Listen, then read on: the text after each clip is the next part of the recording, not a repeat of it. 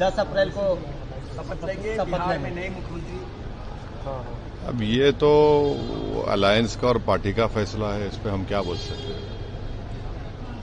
तो उनकी पार्टी ने फैसला लिया होगा।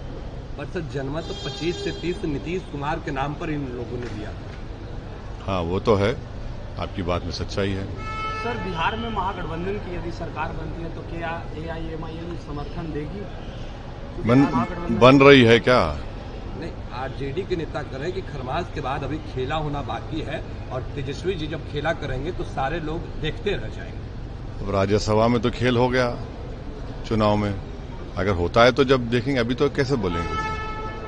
अलग अलग राज्यों में चुनाव हो रहे हैं, बंगाल क्या में लग चुनाव रहा हो है रहे हैं, आपको? आसाम में चुनाव क्या हो रहे हैं, स्थिति आप है? उसी से चुनाव लड़ रहे हैं। वहाँ आपको लगातार कांग्रेस लेफ्ट के द्वारा, टीएमसी के द्वारा फिर वही कहा जा रहा है जो बिहार में कहा गया कि आप बीजेपी की बी टीम। कोई बात नहीं, बोलने दीजिए। बिहार में भी जो वो लोग बोले थे उनकी बात का कोई जनता पे असर नहीं हुआ, इंशाल्लाह यहाँ पर भी नहीं होगा। सर ममता बनर्जी ने अपना मैनिफेस्टो उर्दू में जारी किया है सर। देखिए, उनका एक दोहरा चेहरा है। पिछले साल 5 लाख बैकवर्ड कास्ट के सर्टिफिकेट ने हाईकोर्ट ने कैंसिल कर दिया। उसमें करीब 3 लाख मुसलमान बैकवर्ड कास्ट के सर्टिफिकेट थे, उस पर बात ही नहीं हो रही है। 3 लाख अगर मुसलमानों के बैकवर्ड कास्ट के सर्टिफिकेट कैंसिल हो गए तो बात ही नहीं होती है उस पर। अब आप उर्दू में जारी कर रहे हैं। अब बताइए, 29% आबादी है मुसलमानों की, वहां से 7% गवर्नमेंट एम्प्लॉयमेंट में है। सबसे ज्यादा स्कूल ड्रॉप आउट मुसलमानों का है। बच्चियों का लो लिटरेसी रेट है। अगर आप मालदा मुर्शिदाबाद चले जाएंगे, वहां तो बहुत ज्यादा गरीबी है वहां के मुसलमानों में बनिस्बत दूसरे इलाकों के। सर, प्रधानमंत्री नरेंद्र मोदी ने कहा है कि हमारी सरकार है तो लोकसभा में और विधानसभा में 33% महिलाओं का आरक्षण को लेकर सेशन भी बुलाया जा रहा है। नहीं, बिल ही हमारे हाथ में नहीं है। प्रधानमंत्री कैसा बोल रहे हैं? पार्लियामेंट तो चल रही है ना, उसको तो सैनिटाइज नहीं हुआ।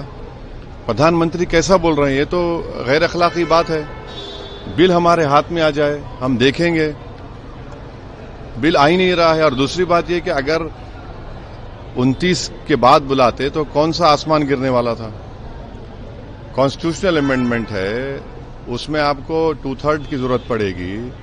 और बंगाल में 42 MPs हैं, तमिलनाडु में करीब 40 हैं, केरल में 20 हैं, असम में है। भाई ऐसा ही अगर आप मिला लेंगे तो करीब 150 MP तो चुनाव में लगे हुए हैं, करीब 150। तो इतनी जल्दी क्या है? आप 29 के बाद बुला लेते। बिल तो सर्कुलेट कर दीजिए, उस पर हम बात करेंगे, पढ़ लेंगे।